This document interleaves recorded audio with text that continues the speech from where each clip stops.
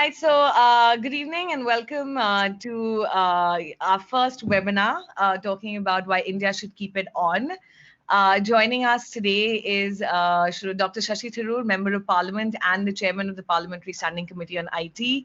We have also with us Dr. Samir Saran, President of the Observer Research Foundation, and joining us shortly will be Bhaskar, Police Commissioner of Bangalore City. I'm Mahima Kaul, I'm Director of Public Policy for Twitter India. So most of you joining us may have seen the topic for the day, and the reason we decided to talk about this really important issue is the corona pandemic has actually made something even more important in our lives, which is the internet. Most of us, we thrive on the internet, we live on the internet, we work on the internet, we get entertained on the internet, and we may have heard about something called the internet shutdown. It may or may not have affected our lives. But now if you think back to the last couple of months, I'm sure you can't even imagine your life without having internet connection. So Twitter has released an emoji recently. It is to highlight the issue of internet shutdowns and how important it is to keep it on. So what we thought we'd do today is really talk about the values that the open internet espouses, what that means, what that is, just drawing reference from our recent events in the corona pandemic. Some of you have already sent questions, so I've tried to incorporate them. And as you see this video, do continue to send in your questions. And I've requested our speakers to answer directly to you if they, as much as they can once the chat is over, in case we miss your question. So I'll give a little brief on the Twitter experience of the internet, of the coronavirus, and how the internet has become even more important. As every company, we're all working from home. So it's been a big shift even for us in terms of our work culture, in terms of offices shutting down. But what has been incredible is that we have more users than ever because people are all indoors and they're coming to Twitter and other social media platforms to be connected to issues, to be connected to the news, to get the most accurate, up-to-date information around, coronavirus and now, the shutdowns, and also now waiting for things to open up. So as a company, we've tried to respond. We've tried to, come up with a lot of interesting partnerships to make sure that you get the correct information from government feeds, highlight the work that fact checkers are doing. We have search prompts so that if you search for particular information around coronavirus, you actually get an official search prompt that directs you to the credible information. We've also had to deploy a lot more technology because for content moderation. And so we are using a lot more AI and ML. So I think much like Twitter, every other institution, government or private, is responding to the shutdown. And so we're going to talk about how that has been. So Dr. Tharoor, I'll pose the first question to you, which is really the enormity of this pandemic and, just the world really shutting down at the same time has been incredible. So can you sort of reflect on the role of the internet today and what that has meant to you? Well, it's been huge. I mean, there's no question that the internet has been an incredibly relevant player throughout the experience of the pandemic, of being aware of it, of coping with it, and indeed escaping from it. There's no question that our first awareness of the virus came from the internet. I think we all remember seeing WhatsApp videos of the initial shutdown in Wuhan, the Chinese police hammering people's doors shut so they wouldn't come out. We began to realize from those images the seriousness of what was going on. Awareness definitely was a first and major contributor. That was something the internet gets full credit for as a contributor.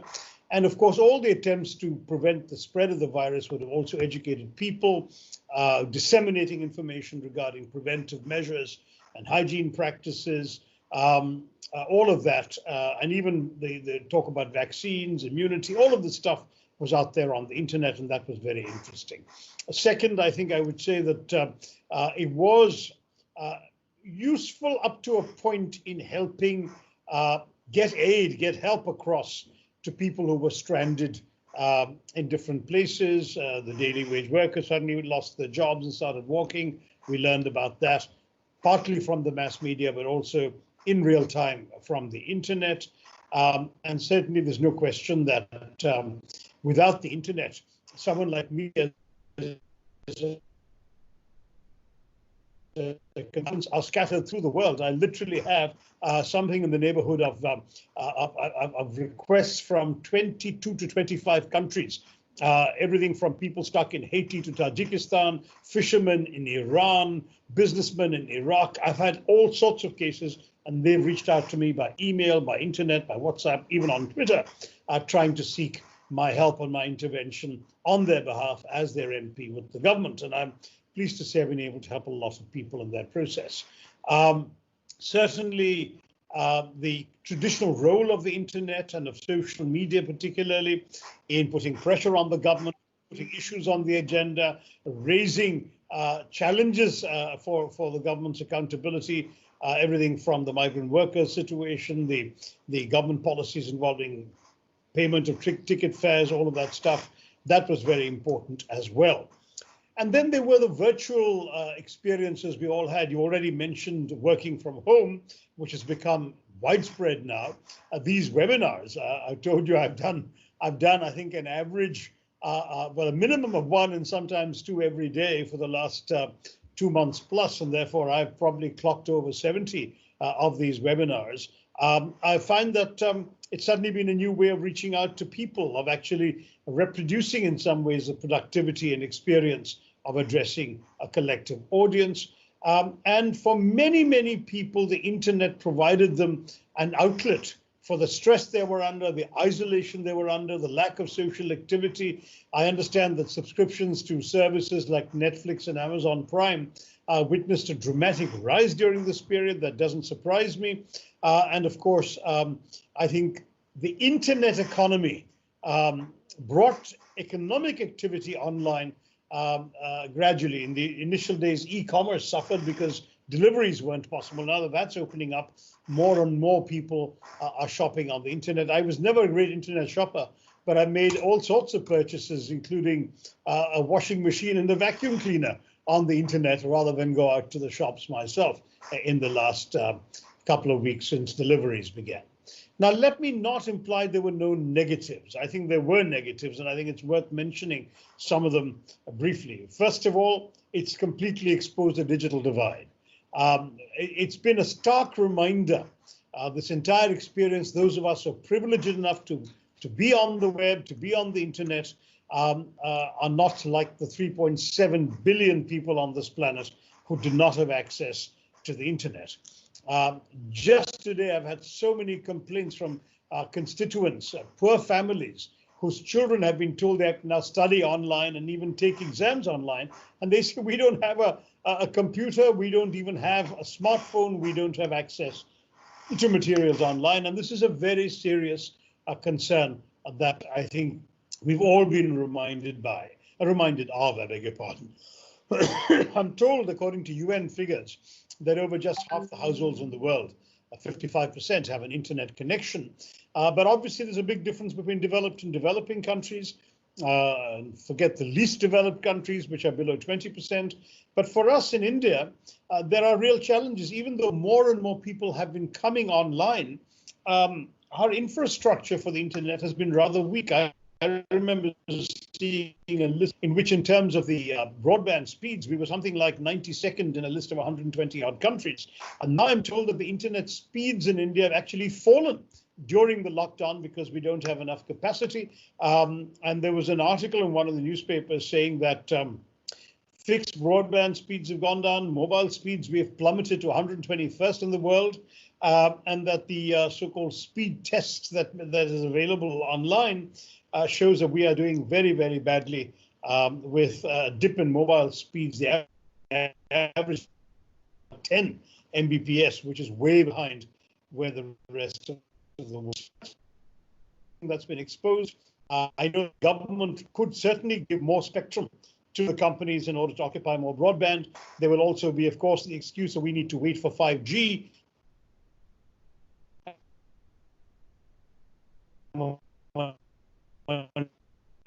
5 isn't good enough, it's slow, it's limited, and so on. The other big negative is the potency of fake news, which we've seen. I talked about increasing awareness, but it's also increased a lot of wrong awareness. There's no question, for example, that fake news and misinformation created problems. We remember the episode in Mumbai when people announced on the internet that there would be buses, I beg your pardon, trains, I think, that was leaving from a particular station that was actually not open. Yeah. And thousands of migrant workers showed up there. There was a stampede at the bus station in Delhi, the Anand Vihar bus terminal, because of misinformation. And of course, the fear that's been spread through fake news, as well as, of course, the misinformation about details of the lockdown, about what's open, what's not open, what you can do, what you can't do. All of that has been impossible to curb, and that's certainly another concern. Yeah, But these are challenges we need to overcome. These are not permanent obstacles necessarily.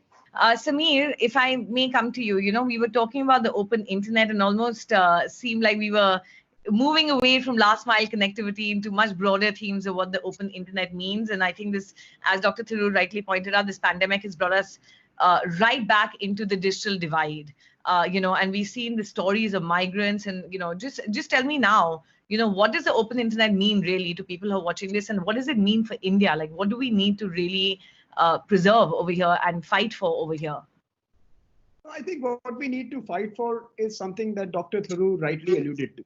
What we really need to fight for is to remove the difference in speeds between two distinct Indias. I mean, even if you pick up the TRAI report of last year, you will find that the tele-density in urban centers is 160, and it's under 60% in rural India, and which I think is beefed up by the fact that a lot of peri-urban and semi-urban areas are classified as Bharat or as rural India. If you look at the internet density, I think the numbers are more stark. We have over 100% internet density in urban centers, less than 28% in rural India. And you are seeing a two-speed India in stark contrast, courtesy this pandemic. One India is struggling, the other India is moving on the digital highways. And I think that is something that we need to fight for. Open internet in India would be an internet open and accessible for all of India. I think we have done remarkably well in the last couple of decades in ramping up our digital presence through the country. I think a lot more needs to be done.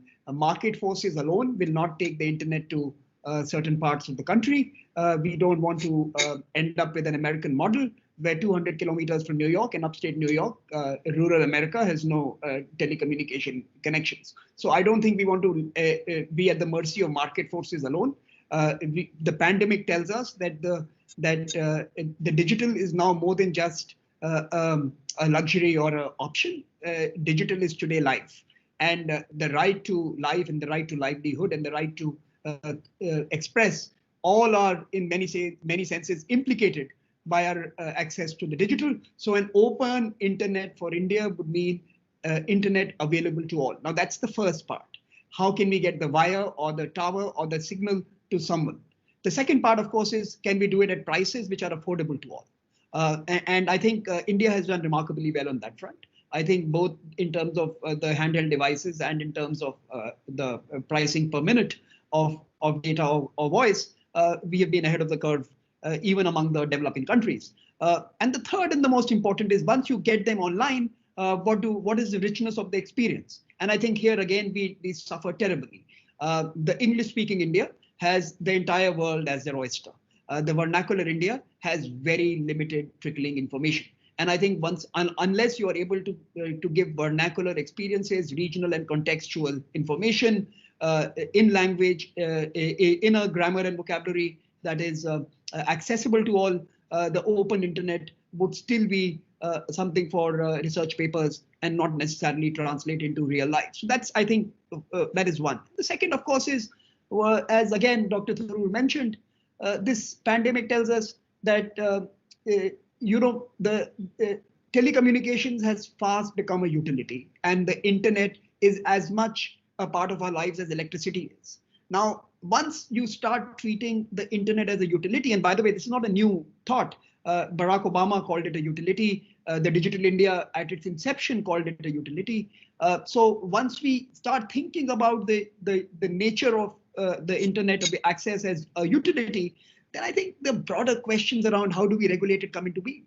And again, I think the regulatory arrangement for a utility is very different from a market product or service that is offered to consumers. So again, I think there are regulatory questions from what Shashi mentioned about the possible infodemic and misinformation and fake news and all sorts of volatile content that can create trouble, to the fact that this is essential for commerce and for communications, to now more important for disaster relief and crisis management. I think you are seeing a whole new array, and more than just the nature of activities, the wideness of its applicability to a cross section of population is remarkable. I think the pandemic has brought billions. I mean, I always ask myself this question: if a migrant could be live tweeting his journey on the road, would our response have been so pathetic? It's the thing. We sit on a plane and we don't get something right, and we tweet and we take a photograph, and then the minister is responding to our slight, first world problems. If the migrant had the agency of digital with him in the language and at the price, and would the government have been so slow in responding to the challenges of the migrant? So I think the agency and the rights questions are also implicated by the digital. And increasingly, I am seeing, and this is problematic, by the way, that those with the digital megaphone and the digital amplifiers, and Dr. Tharoor obviously has a very, very loud one, seem to have a different level of agency versus those who have much smaller and modest instruments. So I think the whole idea that somehow access to the net and access to the digital will implicate your standing rights and governance, ability to source governance government services, is something again that now has been brought to the forefront by this pandemic. So I think for me, an open internet is an internet for all, an internet available all the time for everyone, and available information available to them that is important to them in a language that they can comprehend, and giving information that is contextual. Without being able to communicate and express themselves without fear, without being bullied, without being scared offline, scared online to offline, and of course being able to access policymakers and leaders and political figures and the police folks and others using this very important medium. And that for me would be, I think, something that this pandemic compels us to pay more attention to. And I think you've got it to a right point, because Dr. Tharoor, some of the questions that came in were really trying to understand. We talk about regulating the internet. We've talked about overhauling the IT Act, for example, in the country. We're talking about what is needed to really make sure the internet serves the needs of the Indian people and of India going forward. So one of the questions has been posed to you is, what, being the chairman of the Parliamentary Committee on IT, what are the 3 subjects that you think are the most important going forward? At this point, I know a lot of people are concerned about surveillance creep in the light of COVID, or maybe more shutdowns as law and order problems might become worse. But from your perspective, really, what are the 3 things that you could point towards? Well, first of all, the 2 big things that I'm worried about, because Samir has rightly been talking about more access to the internet and more use of it. In other words, when he mentions evocatively the migrant workers live tweeting their journey, I mean, that's a powerful image. What my concern has been is with the opposite. We are the world record holders for internet shutdowns, 134 shutdowns, the last year for which records are available.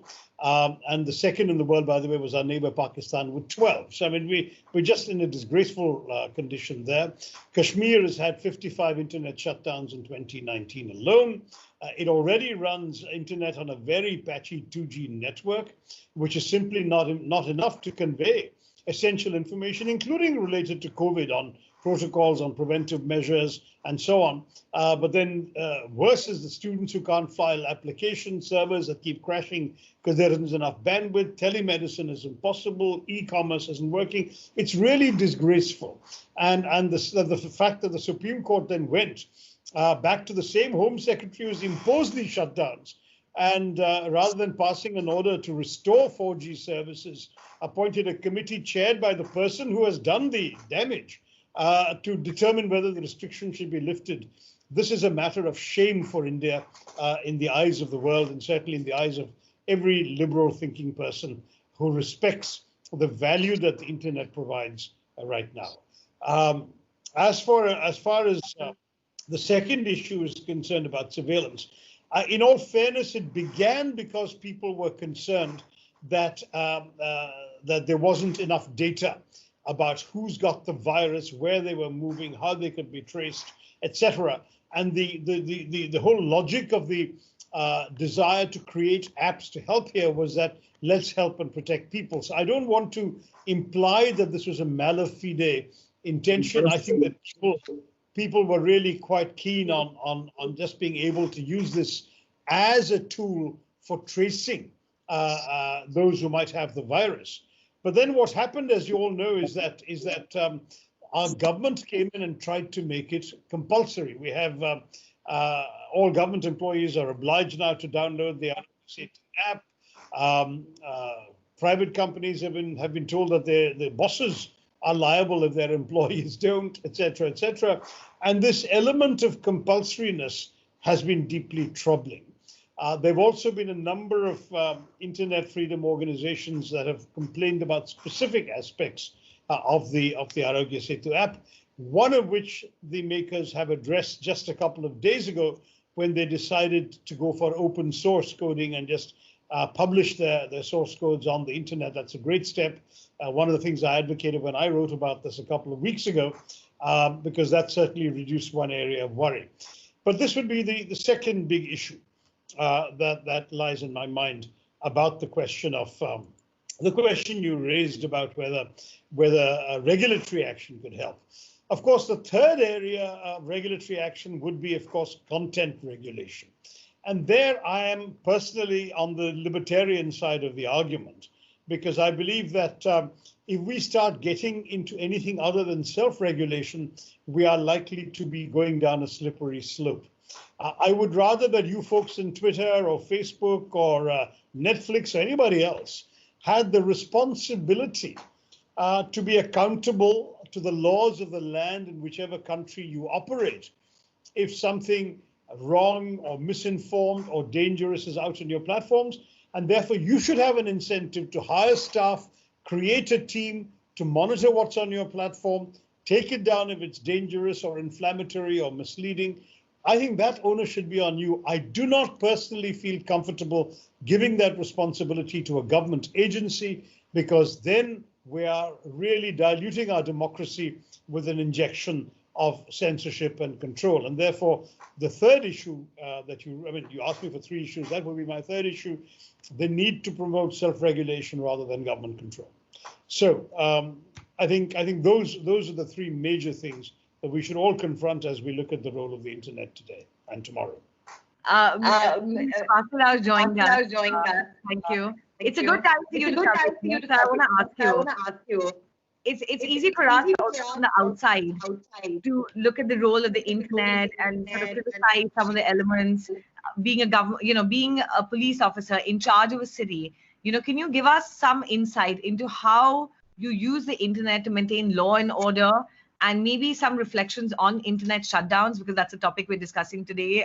Whether you feel that is, a tool in your toolkit that you do need, and if you can tell us a little more about that.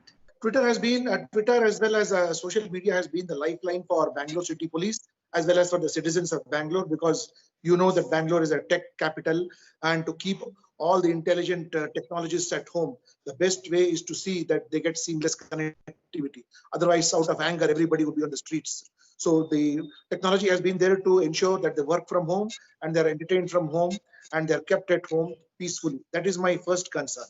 And as regards the city police has been concerned, a lot of grievances has come to my notice of the citizens on this.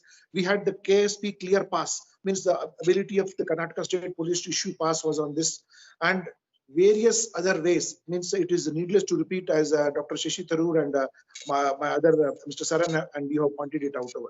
But there are some regulations. A lot of time we see a lot of poison on the net. That is a great cause of concern. And this happens when we don't have positive content to put and negative content increases. So I have always been telling my officers to put as much positive content about our organization and as much positive content about the good work that we are doing, so that it is able to override the negative content.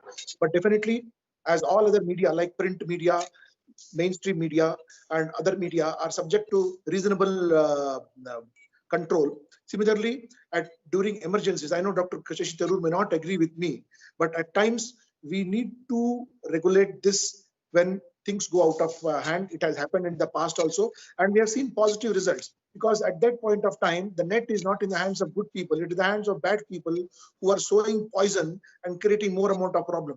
In normal times, the net is with good people. So in these times, the net is hijacked by antisocial elements, and so much. So this becomes a little necessary, but definitely we have issued passes, we have addressed grievances. Our own communication has been there has been the internet. Internet has been the lifeline, and in all ways, we must and we should have, as far as possible, an independent net which is unfettered and unhindered, but extremely localized times we need to control them. But this control is not out of any malified intention, but for the to preserve peace in the larger interest of society. Thank you. Thank you, sir. And I'll just take off from your question and do a last round of questions and comments. Samir is an intelligent technologist who's been successfully made to stay at home. I assume your internet connection is good.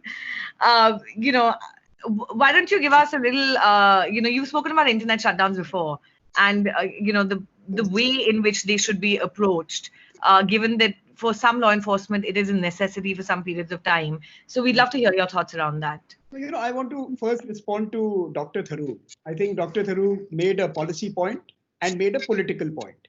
I think his political point is exaggerated, and I think he's doing that because of the political office he holds, that of being the most flamboyant Congress voice in his public sphere. So he has to be someone who opposes any government action. But he makes a very important policy point. What are the terms of the Aragya Setu app? When does it end? Who holds control over the data? Like he mentioned, do we have access to the source codes, and can people ensure that you don't have embedded malafiding?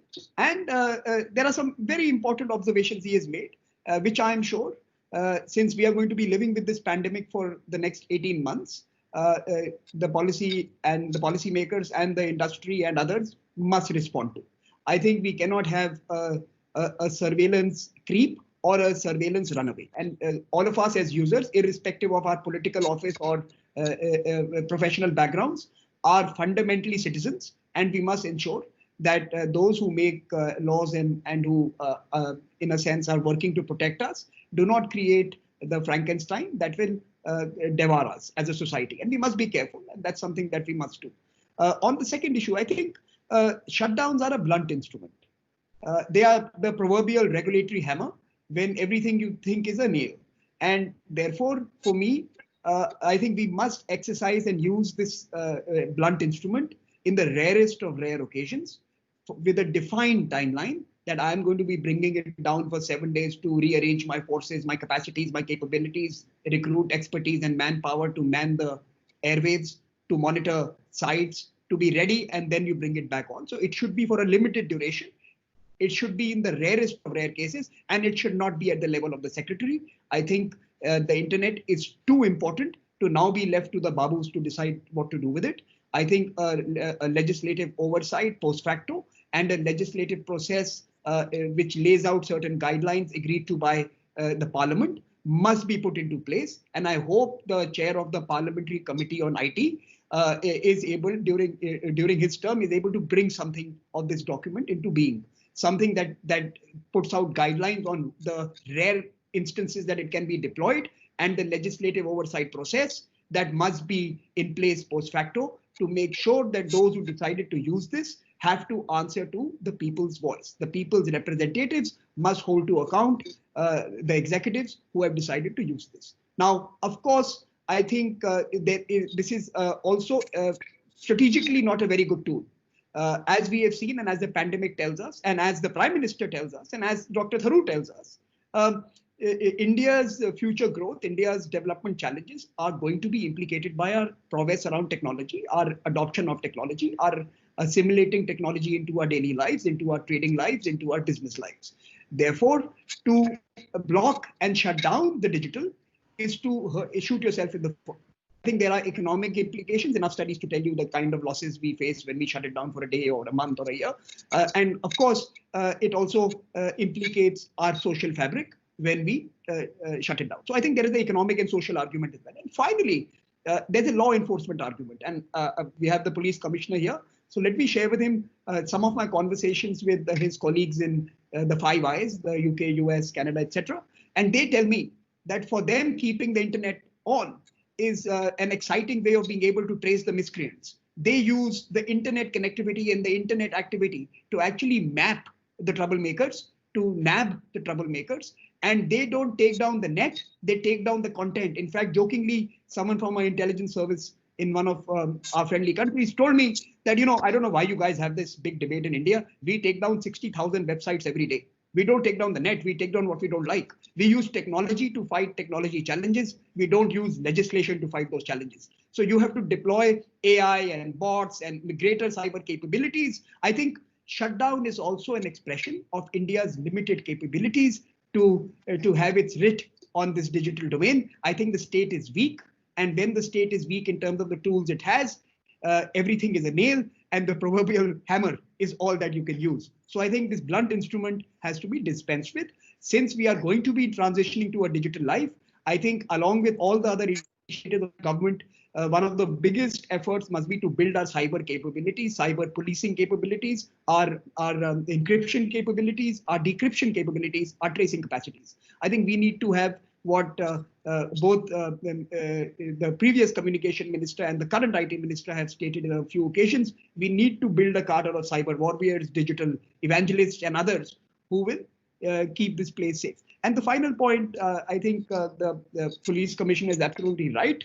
I think, to me, what is happening between Jack and Donald Trump is interesting beyond the American debate.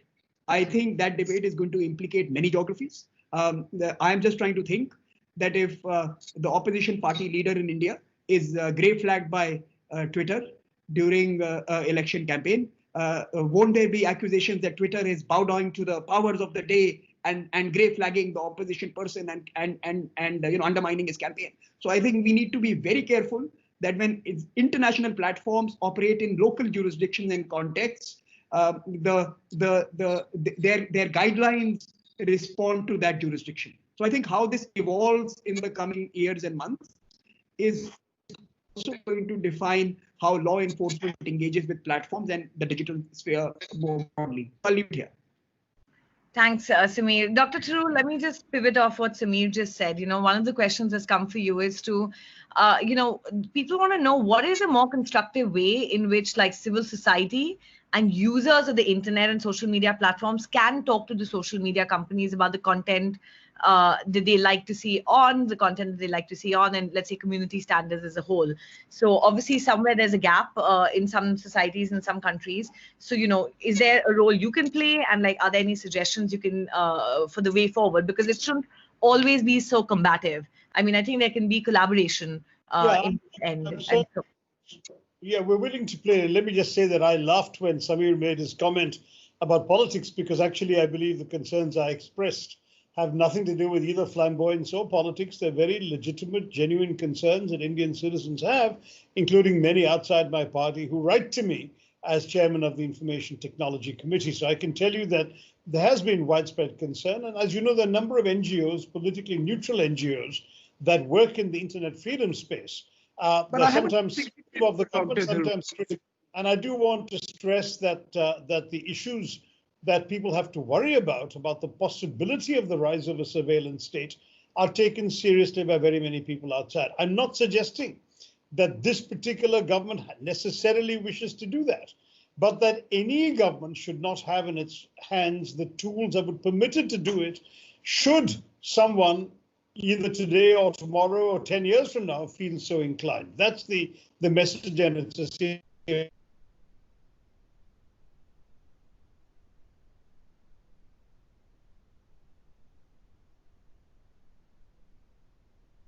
minister, in which I said, I mean, shutting down the internet in Kashmir merely because you feel that some terrorists misuse it is like shutting down the roads on New Year's Eve because some drunk driver is going to have I mean, the fact is that in life, you guys have a responsibility to live with some negative consequences. And I suspect that our police chief understands the importance of that message that both Samir and I are giving. Do not go for shutdowns. Find ways of tackling the problem but using the internet for your own advantage and for your own work. I always believe that the best antidote to misinformation is good information. You yourselves, and I say this to our friend from the police, could use the internet to become a source of reliable information. If you all developed a reputation that your site puts out reader-friendly, accessible, accurate facts, no one needs to go anywhere else. It's when that reputation has not been built that you don't have the kind of following that sometimes these viral fake news stories actually get. And then finally, as far as the policy thing and involvement is concerned, we are very willing in the Information Technology Committee. Many of us in Parliament who've taken an interest in these issues are ourselves being contacted by constituents. And I've had a number of members of my committee relaying messages and letters from everybody from people who've had bad experiences with internet to conspiracy theorists who think that, let's say, TikTok is about to introduce Chinese hegemony into the Indian internet space, whatever. And we take all of these things seriously. We look into it. We discuss it with the government officials in the ministries. And so we are very, very anxious to ensure that everything is done in a way that puts the national interest first. It's not party politics. It's about the individual Indian citizen. We want to protect the individual citizen's rights to have access to the internet, to get good information from the internet, and not to be denied the use of the internet, all of which are the issues that we've been talking about here. And I would say that it's important that the liberties of Indian citizens should not be abridged by this government or any government, and by any system that allows that liberty to be infringed upon. To my view, if we get all that right, then we can tackle the Kashmir shutdown problem. We can tackle the internet misinformation problem. We can even tackle any potential misuse of the Arogya Setu app. And at the same time, we can, I believe, give the police a very useful tool to do their job even more effectively if they use it in that way, the way that both Samir and I have been suggesting. Thank you, sir. So, Mr. Rao, let me ask you the last question, really. You know, like after having been through this pandemic, and actually we're still going through it, you know, how do you see the internet differently than you did a couple of, internet, social media, much of the technology you've relied upon? Like, what's changed? Like, what would you advocate for differently now, having seen the kind of reliance that you've had to put on it the last couple of months? So what are your learnings? We'd love to share them with the viewers here.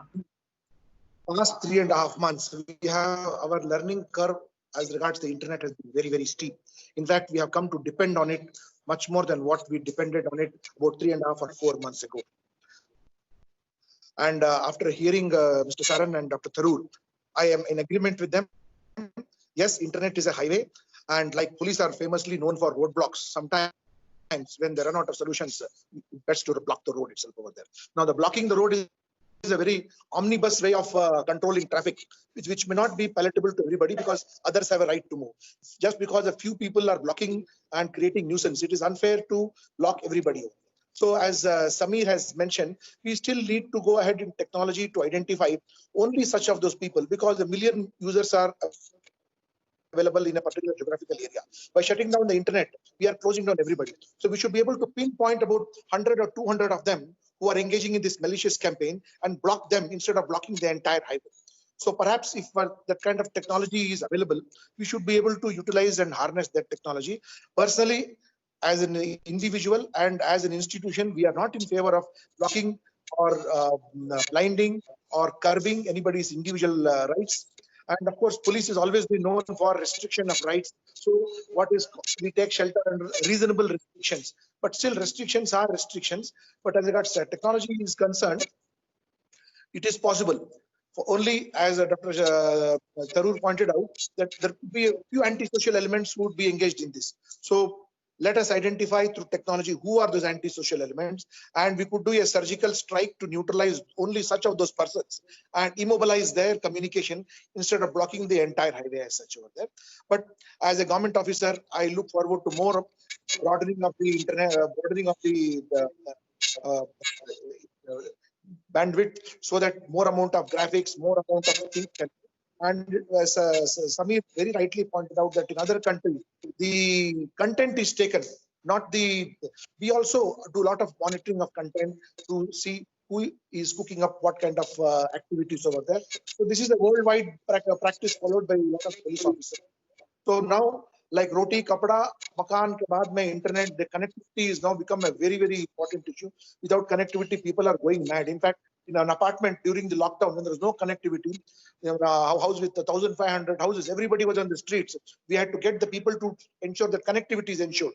Other than everybody went back and speak peacefully. So, like when there is no roti, when there is no kapda, when there is no makan, there's law and order problem. Now, law and order problems are going to exist when there is no connectivity also, that we have seen.